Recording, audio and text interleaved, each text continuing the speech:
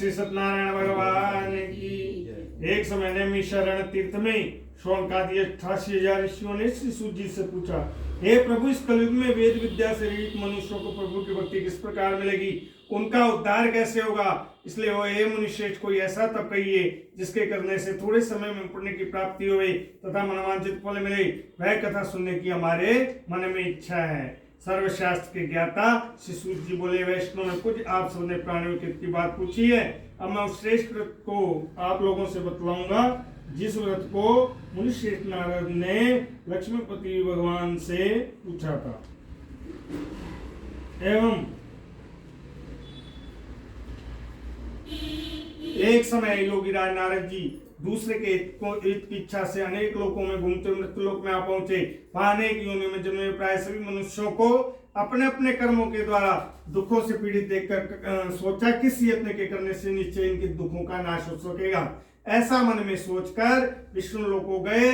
वहां श्वेत वर्ण और 4 भुजाओं वाले देवों के ईश नारायण, जिनके हाथों में शंख चक्र गदा और पद्म थे, वरमाला पहने हुए थे, देखकर स्तुति करने लगे, हे भगवान, आप अत्यंत शक्ति से संपन्न है। मन तथा वाणी आपको नहीं पा सकती। आपका आदि मध्य और अंत नहीं है। निर्गुण स्वरूप सृष्टि के कारणभूत और भक्तों के दुखों को नष्ट करने वाले हो, आपको मेरा नमस्कार है। नारद जी से इस प्रकार की स्तुति सुनकर विष्णु भगवान बोले कि हे मुनिश्रेष्ठ, आपके मन में क्या है? आपका किस काम के लिए आगमन हुआ? निसंकोच कहो।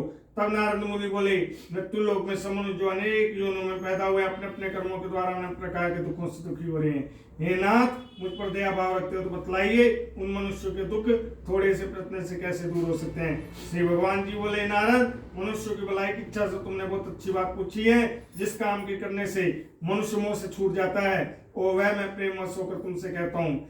बहुत पुण्य को देने वाला स्वर्ग तथा मृत्यु लोक दोनों में दुर्लभ आज एक उत्तम व्रत है। आज मैं प्रेमवश होकर तुमसे कहता हूं,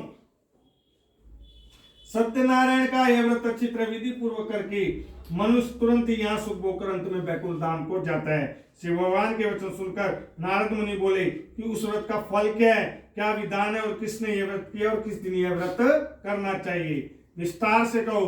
भगवान बोले, दुख शोक आदि को दूर करने वाला, सौभाग्य तथा संतान को देने वाला, धन दाने को बढ़ाने वाला, यह व्रत सब स्थानों पर विजयी कराने वाला है। भक्ति और श्रद्धा के साथ जिस किसी भी दिन मनुष्य श्री सत्यनारायण की ब्राह्मणों और बंधुओं के साथ धर्मपरायण होकर पूजा करे, भक्ति भाव से नैवेद्य केले का फल, घी, दूध, गेहूं का चूर्ण लेवे, गेहूं के अभाव में साठी का चूर्ण, शक्कर तथा गुड़ ले तथा सब भक्षण योग्य पदार्थ जमा करके भगवान के अर्पण कर देवे तथा बंधुओं से ब्राह्मणों को प्रसाद वितरण करे।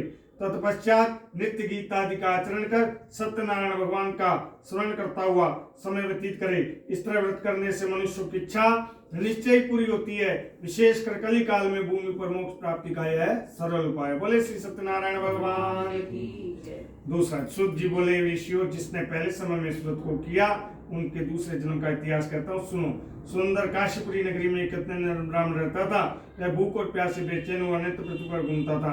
ब्राह्मणों से प्रेम करने वाले भगवान ने ब्राह्मण को दुखी देखकर बूढ़े ब्राह्मण का रूप धारण करके और उसके पास जाकर आदर से पूछा, ये नित्य दुखी हुए पृथ्वी पर क्यों घूमते हो? हे श्रेष्ठ ब्राह्मण, यह सब मुझसे कहो, मैं सुनना चाहता हूँ। ब्राह्मण बोला, मैं निर्धन ब्राह्मण हूँ और भिक्षा के लिए पृथ्वी पर रहता हूँ। हे भगवान, यदि आप इसका उपाय जानते हो तो कृपा कर कहिए।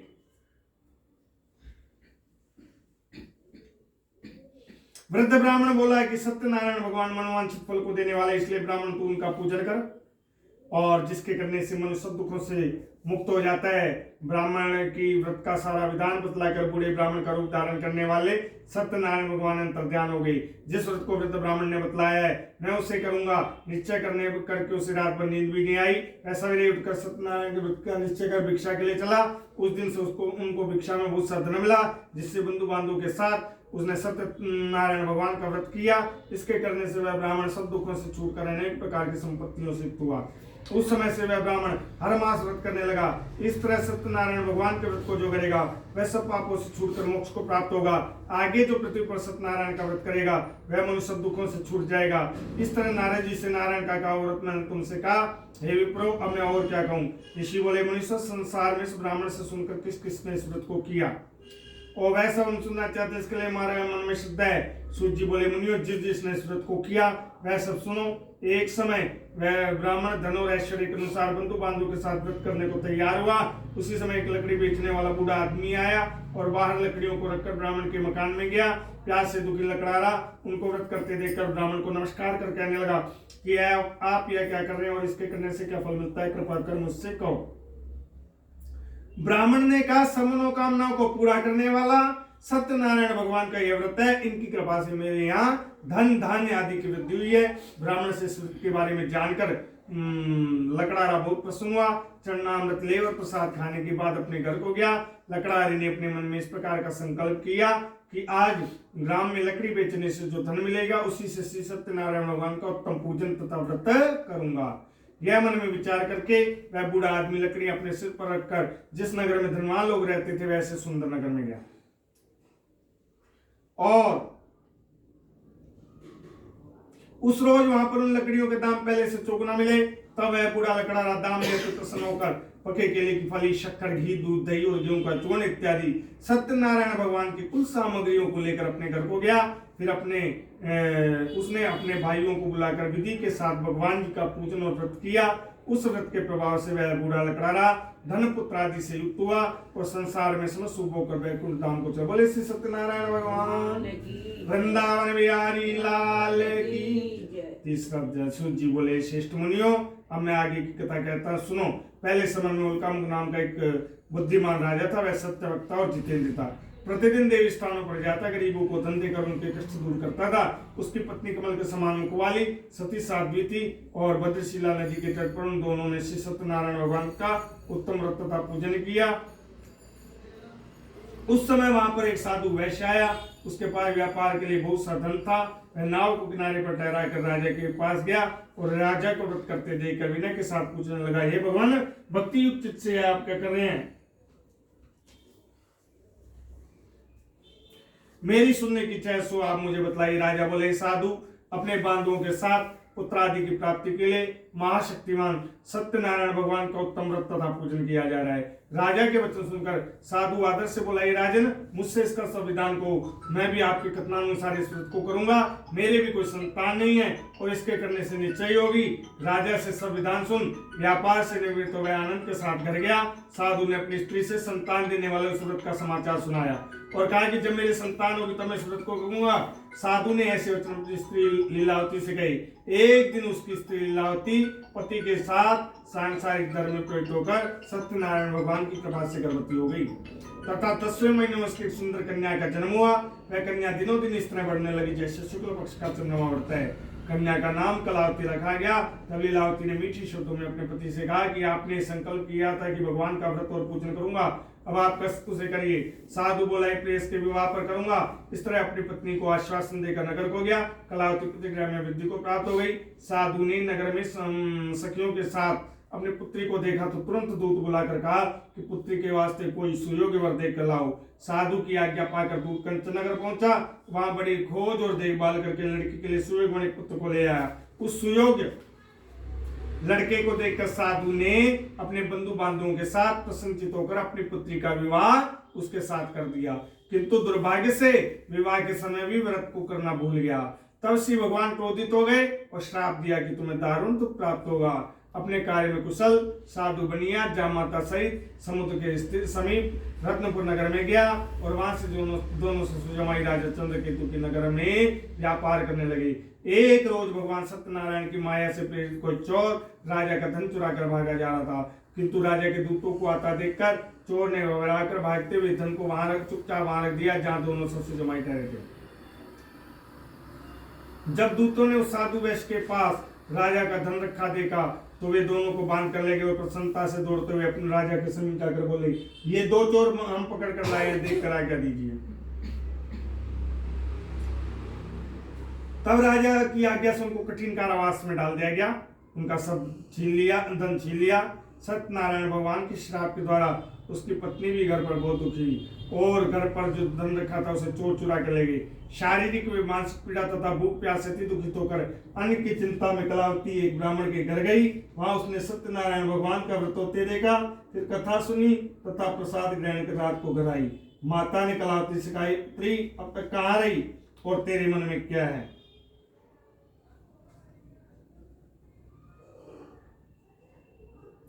कलावती बोली, हे माता, मैं एक ब्राह्मण के घर में गई थी, सत्यनारायण भगवान का व्रत होते देखा और कथा सुनने लगी, इसी कारण मुझे कुछ विलंब हो गया। ये इतना सुनकर लीलावती भी भगवान के पूजन की तैयारी करने लगी।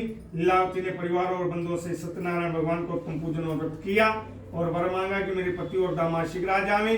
साथ ही प्रार्थना की कि हम सबका अपराध क्षमा करो। सत्यनारायण भगवान ईश्वर से संतुष्ट हो गए और राजा चंद्रकेतु को स्वप्न में दर्शन देकर कहा, हे राजन, दोनों वैश्यों को प्रातः ही छोड़ दो और उनका सब धन जो तुमने ग्रहण किया दे दो, नहीं तो तेरा धन राजपुत्र आदि सब नष्ट कर दूंगा।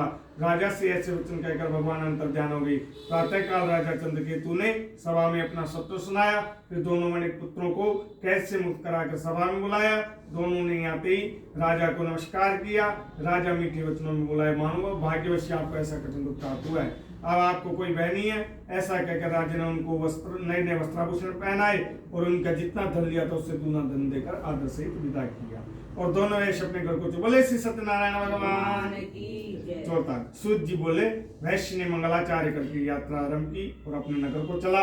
उनके थोड़ी दूर निकलने पर दंडी वेशधारी सत्यनारायण ने उनसे पूछा, ये साधु, तेरी नाव में क्या है। अभिमानी मणिक पुत्र हंसता बोला, दंडी, आप जो पूछते हो क्या धन लेने की इच्छा है। मेरी नाव में तो बेलपत्ते आदि भरे हैं। वैश्य का कठोर वचन सुनकर भगवान ने कहा, तुम्हारा वचन सत्य हो। दंडी ऐसा कहकर वहां से कुछ दूर जाकर चले गए और कुछ दूर जाकर समुद्र किनारे बैठ गए।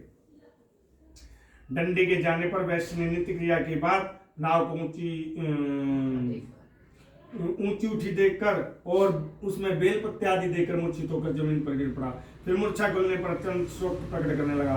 तब उसका दामाद बोला, आप शोक न करें, यह डंडी भगवान का श्राप है, तुम्हें उनकी शरण में चलना चाहिए, तभी हमारी मनोकामना पूरी होगी। दामाद के वचन सुन वह डंडी के पास पहुंचा और अत्यंत भक्तिभाव से नमस्कार करके बोला, मैंने जो आपसे सत्य वचन कहे थे उसको क्षमा करो। ऐसा कहकर महान शोकातुर रोने लगा।